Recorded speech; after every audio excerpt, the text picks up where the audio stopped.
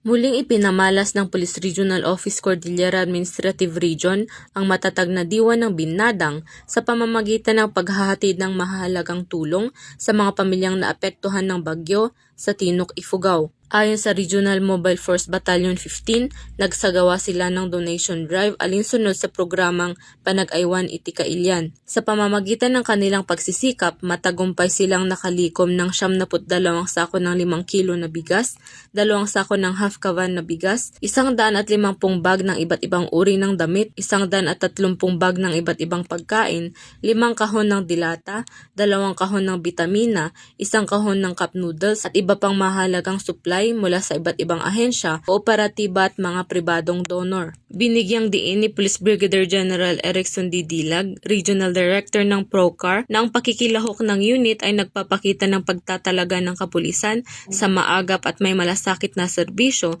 na lampas sa tungkulin ng pagpapatupad ng batas. Ang inisyatibang ito ay sumasalamin sa tunay na diwa ng Binadang, ang tradisyong Cordillera ng pagkakaisa at pagtutulungan na nagpapakitang sa panahon ng pagsubok, nagkakaisa ang komunidad upang magbigay ng tulong, pag-asa at paghilom sa bawat kakailyan. Mula dito sa rehiyon ng Cordillera, ako ang inyong PNN correspondent, Patrolwoman Grace Kibian, alagad ng batas, tagataguyod ng Balitang Pulis.